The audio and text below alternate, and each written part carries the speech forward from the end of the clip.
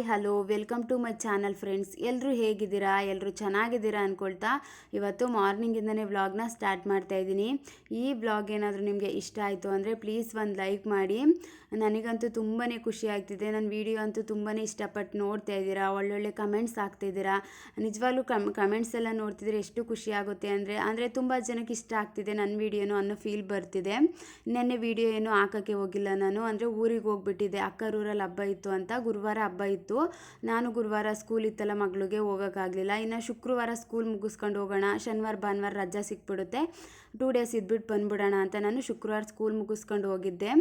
ಇನ್ನು ನಾನೇ ಒಬ್ಬಳೇ ಹೋಗಿರೋದ್ರಿಂದ ಮಕ್ಕಳು ಇಬ್ಬರೂ ಕರ್ಕೊಂಡು ಹೋಗಿದ್ದೆ. ತುಂಬಾ ಸುಸ್ತಾಗ್ಬಿಡ್ತು, ಅಲ್ಲೇನು ವಿಡಿಯೋ ಮಾಡೋದಕ್ಕೆ ಹೋಗಲಿಲ್ಲ ನಾನು.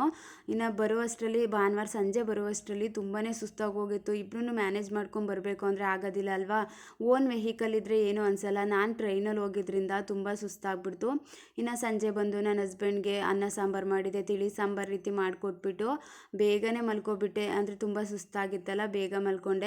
ಎಷ್ಟೇ ಬೇಗ ಮಲ್ಕೊಂಡ್ರು ಸುಸ್ತಾಗಿದ್ರು ಕೂಡ ಏನೋ ಅಡ್ಜಸ್ಟ್ ಆಗಿಬಿಟ್ಟು, ಎಷ್ಟೇ ಸುಸ್ತಾಗಿದ್ರು ಕೂಡ ಕರೆಕ್ಟಾಗಿ ಮಾರ್ನಿಂಗ್ 4 o'clock ಎಚ್ಚರ ಆಗಿಬಿಡುತ್ತೆ.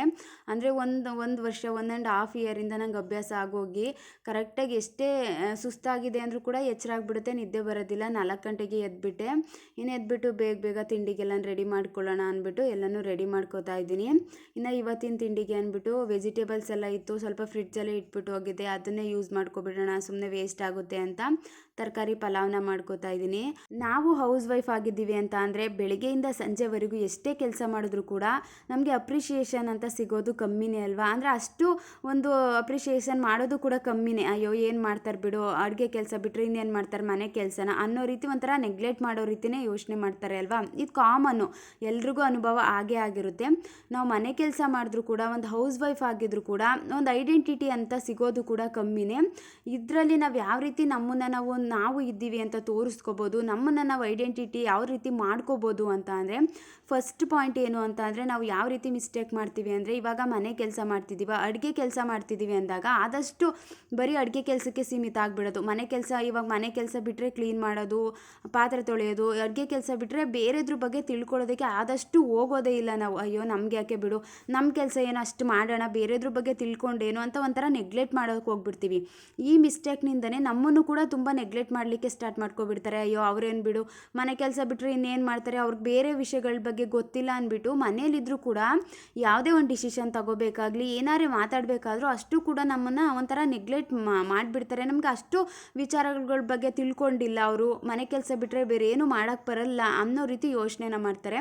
ಅದಕ್ಕೋಸ್ಕರ ನಾವು ಆದಷ್ಟು ಯಾವ ರೀತಿ ನಮ್ಮನ್ನು ನಾವು ಗುರ್ತಿಸ್ಕೋಬೋದು, ನಾವು ಇದ್ದೀವಿ, ನಾವು ಒಂದು ಚೆನ್ನಾಗಿ ಮಾತಾಡ್ತೀವಿ, ಒಂದು ಸ್ಟ್ಯಾಂಡನ್ನ ತಗೋತೀವಿ ಅನ್ನೋ ರೀತಿ ಯಾವ ರೀತಿ ನಾವು ಪ್ಲ್ಯಾನ್ನ ಮಾಡ್ಕೋಬೇಕು ಅಂದರೆ, ಇವಾಗ ಮನೆ ಕೆಲಸ ಮಾಡ್ತಿದ್ದೀವಿ ಅಂದಾಗ ಅಷ್ಟಕ್ಕೆ ಒಂದು ಸೀಮಿತ ಆಗಿ, ಅದಕ್ಕೆ ಒಂದು ಸ್ಟಿಕ್ ಆನ್ ಆಗಿ, ಒಂದು ಅದನ್ನೇ ಒಂದು ಬೌಂಡ್ರಿ ಥರ ಹಾಕ್ಕೊಂಡು ಅಯ್ಯೋ ಬಿಡಪ್ಪ ಬೇರೆ ವಿಚಾರಗಳ ಬಗ್ಗೆ ನನಗೇನೋ ಅನ್ನೋದನ್ನು ಬಿಟ್ಟು ನಾವು ಆದಷ್ಟು ಬೇರೆ ವಿಚಾರಗಳನ್ನ ತಿಳ್ಕೊಳ್ಳೋದಕ್ಕೆ ಪ್ರಯತ್ನ ಪಡಬೇಕು. ನಿಜವಾಗ್ಲೂ ಇದು ನನಗಾಗಿರುವಂಥ ಅನುಭವನೂ ಕೂಡ. ನಾವು ಯಾವಾಗ ಬೇರೆ ವಿಚಾರಗಳ ಬಗ್ಗೆ ತಿಳ್ಕೊಳ್ಳೋದಿಲ್ಲ, ನಮ್ಮ ಮೈಂಡು ಕೂಡ ನಮಗೆ ಬೇರೆ ಅಷ್ಟು ನಮಗೆ ನಾಲೆಡ್ಜ್ ಅನ್ನೋದು ಬರೋದಿಲ್ಲ. ಆವಾಗ ಎಷ್ಟು ಕೆಲಸ ಮಾಡ್ತೀವಿ, ಅಡುಗೆ ಕೆಲಸ ಅಷ್ಟಕ್ಕೆ ಒಂಥರ ಸೀಮಿತ ಆಗಿಬಿಡ್ತೀವಿ. ಬೇರೆ ಇದ್ರ ಬಗ್ಗೆ ಇವ್ರಿಗೆ ಅಷ್ಟು ನಾಲೆಡ್ಜೇ ಇಲ್ವೇನೋ ಅನ್ನೋ ರೀತಿ ನೆಗ್ಲೆಕ್ಟ್ ಮಾಡಲಿಕ್ಕೆ ಸ್ಟಾರ್ಟ್ ಮಾಡ್ಕೊಬಿಡ್ತಾರೆ. ಆದಷ್ಟು ಮನೆ ಕೆಲಸ ಮಾಡ್ತಿದ್ರೆ ಜೊತೆಗೆ ಏನಾದರೂ ಬುಕ್ಸ್ ಓದೋದಾಗಿರ್ಬೋದು, ಈಗ ಹೊರಗಡೆ ಏನಾಗ್ತಿದೆ ಒಂದು ನ್ಯೂಸ್ ನೋಡೋದಾಗಿರ್ಬೋದು, ನಾವು ಹೊರಗಡೆ ವಿಚಾರಗಳನ್ನ ತಿಳ್ಕೊಂಡಷ್ಟು ನಮ್ಮ ಬುದ್ಧಿನೂ ಕೂಡ ಜಾಸ್ತಿ ಒಂಥರ ಇಂಪ್ರೂವ್ ಆಗುತ್ತೆ, ನಮ್ಮ ಮೈಂಡು ವರ್ಕ್ ಮಾಡಲಿಕ್ಕೆ ಸ್ಟಾರ್ಟ್ ಆಗುತ್ತೆ, ತುಂಬ ಆ್ಯಕ್ಟಿವ್ ಆಗ್ತೀವಿ ನಾವು. ಇದಂತೂ ತುಂಬಾ ಒಳ್ಳೆ ಕೆಲಸ. ನಾನು ಕೂಡ ಈ ರೀತಿ ಮೊದಲು ಇದ್ದೆ. ಏನು ಗೊತ್ತಾ, ಒಂಥರ ಇದಕ್ಕೆ ಸ್ಟಿಕ್ ಆನ್ ಮಾಡಿಬಿಡ್ತಾರೆ ನಮ್ಮನ್ನ. ಇವಾಗ ಒಂದೇ ಕೆಲಸ ಮಾಡ್ತಿದ್ರೆ ಅದರಲ್ಲೇ ಇರು ನೀನು, ಬೇರೆ ನಿಂಗೇನು ಮಾಡೋಕ್ಕೆ ಬರಲ್ಲ ಅನ್ನೋ ರೀತಿ ಒಂಥರ ಆ ರೀತಿ ಫೀಲ್ ಆಗಿಬಿಡುತ್ತೆ. ಆದಷ್ಟು ನೀವು ಯಾರೇ ಹೌಸ್ ವೈಫ್ ಆಗಿದ್ರು ಕೂಡ ನಾವು ಕೆಲಸ ಮಾಡ್ತಿದ್ದೀವಿ, ಮನೆ ಕೆಲಸವ ಅಂದರೆ ಅದ್ರ ಜೊತೆ ಏನಾದರೂ ಒಂದು ಓದೋದಾಗಿರ್ಬೋದು, ಬೇರೆ ವಿಷಯಗಳನ್ನ ತಿಳ್ಕೊಳ್ಳುವಂಥ ಇಂಟ್ರೆಸ್ಟ್ ಅಂತೂ ಬೆಳೆಸ್ಕೊಳ್ಳೇಬೇಕು.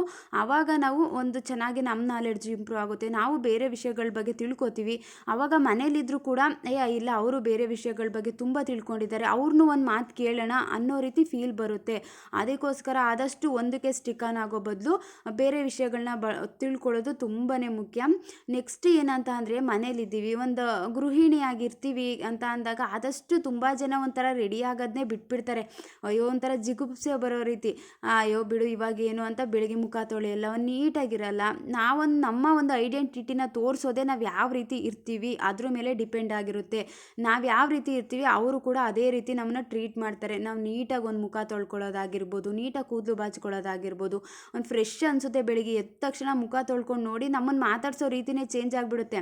ಇಲ್ಲ ಅಂತ ಅಂದರೆ ಮುಖ ತೊಳೆದಿಲ್ಲ ಅಂದರೆ ನಮಗೂ ಒಂದು ಕಾನ್ಫಿಡೆಂಟ್ ಬರೋದಿಲ್ಲ ಬೇರೆಯವ್ರ ಜೊತೆ ಮಾತಾಡಬೇಕು ಅಂದರೆ. ಅಯ್ಯೋ ಏನು ಅನ್ಕೊಬಿಡ್ತಾರೆ, ನಾನು ನೀಟಾಗಿಲ್ಲ, ಮುಖ ತೊಳೆದಿಲ್ಲ ಅಂದರೆ, ಕೂದಲು ಬಾಚಿಲ್ಲ, ಒಂದು ಫ್ರೆಶ್ ಅನಿಸ್ತೆ ಅಲ್ಲ ನನಗೆ ಕೂಡ, ಯಾವ ರೀತಿ ಹೋಗಿ ಅವ್ರ ಮುಂದೆ ನಿಂತ್ಕೊಂಡು ಮಾತಾಡೋದು ಅನ್ನೋ ಕಾನ್ಫಿಡೆಂಟೇ ಬರೋದಿಲ್ಲ ನಮಗೆ.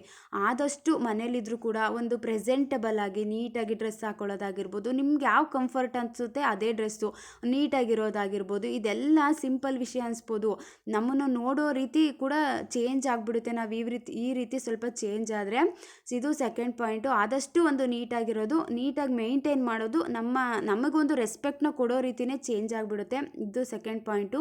ನೆಕ್ಸ್ಟು ಏನು ಅಂತ ಅಂದರೆ, ಇವಾಗ ಮನೇಲಿದ್ದೀವಿ, ಮನೆ ಕೆಲಸ ಮಾಡ್ತಿದ್ದೀವಿ ಅಂದಾಗ ನಾವು ಮನೆ ವಿಚಾರಗಳನ್ನೇ ತಿಳ್ಕೊಳ್ಳೋದನ್ನೇ ಬಿಟ್ಬಿಡ್ತೀವಿ. ಅಯ್ಯೋ ಬಿಡು, ನಮ್ಮ ಕೆಲಸ ಏನೋ, ಅಟ್ಲೀಸ್ಟ್ ಅಡುಗೆ ಮಾಡೋಣ, ಇಷ್ಟು ಬಿಟ್ಟರೆ ಏನೋ, ಬೇರೆಯವರೆಲ್ಲನೇ ಗಂಡಸರು ನೋಡ್ಕೋತಾರೆ, ಇದು ಕಾಮನ್ ಅಲ್ವಾ, ಬೇರೆಯವರೆಲ್ಲ ನನ್ನ ಹಸ್ಬೆಂಡ್ ನೋಡ್ಕೋತಾರೆ, ನಾನೇ ತಲೆ ಕೆಡಿಸ್ಕೋಬೇಕು.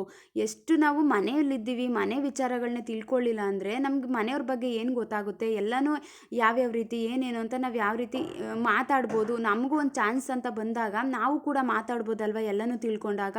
ಇದನ್ನೇ ಬಿಟ್ಬಿಡ್ತೀವಿ ನಾವು. ಅಯ್ಯೋ ನಮ್ಗೆ ಯಾಕೆ ಅಂದ್ಕೊಂಡು. ಮೇಯ್ನು ನಾವು ಮನೇಲಿದ್ದೀವಿ, ಫ್ಯಾಮಿಲಿಯವ್ರ ಜೊತೆ ಟೈಮ್ನ ಸ್ಪೆಂಡ್ ಮಾಡ್ತೀವಿ ಅಂದಾಗ ನಾವು ಆದಷ್ಟು ಫ್ಯಾಮಿಲಿ ವಿಚಾರಗಳನ್ನ ತಿಳ್ಕೊಳ್ಳೋದು ತುಂಬಾ ಇಂಪಾರ್ಟೆಂಟು. ನಮಗೂ ಗೊತ್ತಾಗಬೇಕು. ನಾವು ಅಲ್ಲೇ ಜೀವನ ಮಾಡೋದ್ರಿಂದ ಲೈಫ್ ಲಾಂಗ್ ಅಲ್ಲೇ ಇರ್ತೀವಿ ಹಸ್ಬೆಂಡ್ ಮನೇಲಿ ಅಂದರೆ ಅವ್ರ ವಿಚಾರಗಳನ್ನ ತಿಳ್ಕೊಳ್ಳೋದು ತಪ್ಪೇನಿಲ್ಲ. ಅವ್ರ ಫ್ಯಾಮಿಲಿ ಬಗ್ಗೆ ಆಗಿರ್ಬೋದು, ಯಾವ ರೀತಿ ಒಂದು ಹಬ್ಬ ಮಾಡ್ತಾರೆ ಅಂದರೆ ಅದ್ರ ಬಗ್ಗೆ ತಿಳ್ಕೊಳ್ಳೋದಾಗಿರ್ಬೋದು.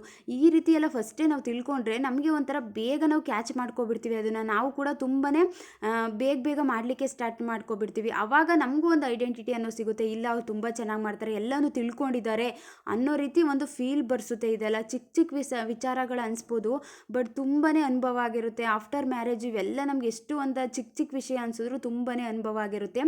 ಈ ರೀತಿ ನಾವು ಒಂದು ಸ್ವಲ್ಪ ಚೇಂಜ್ ಆದಾಗ ನಮಗೂ ಒಂದು ಐಡೆಂಟಿಟಿ ಅನ್ನೋದು ಬರುತ್ತೆ. ನಮ್ಮನ್ನು ಕೂಡ ಒಂದು ಚೆನ್ನಾಗಿ ಮಾತಾಡಿಸ್ತಾರೆ. ನಾವು ಇದ್ದೀವಿ ಅನ್ನೋ ಗುರುತಿಸ್ಕೊಳ್ಳೋದಕ್ಕೆ ಆದಷ್ಟು ಒಂದು ನೀಟಾಗಿರೋದಾಗಿರ್ಬೋದು, ಎಲ್ಲ ವಿಚಾರಗಳು ತಿಳ್ಕೊಳ್ಳೋದಾಗಿರ್ಬೋದು ತುಂಬಾ ಇಂಪಾರ್ಟೆಂಟ್ ಆಗುತ್ತೆ. ವಿಚಾರಗಳನ್ನ ತಿಳ್ಕೊಂಡಷ್ಟು ನಮ್ಮ ನಾಲೆಡ್ಜು ಕೂಡ ಇಂಪ್ರೂವ್ ಆಗುತ್ತೆ. ನಾವು ಒಂದು ಕಾನ್ಫಿಡೆಂಟಾಗಿ ಮಾತಾಡ್ಬೋದು ಅನ್ನೋ ಧೈರ್ಯ ಕೂಡ ಬರುತ್ತೆ. ಇವತ್ತಿನ ವ್ಲಾಗ್ ಇಷ್ಟ ಆದರೆ ಲೈಕ್ ಮಾಡಿ.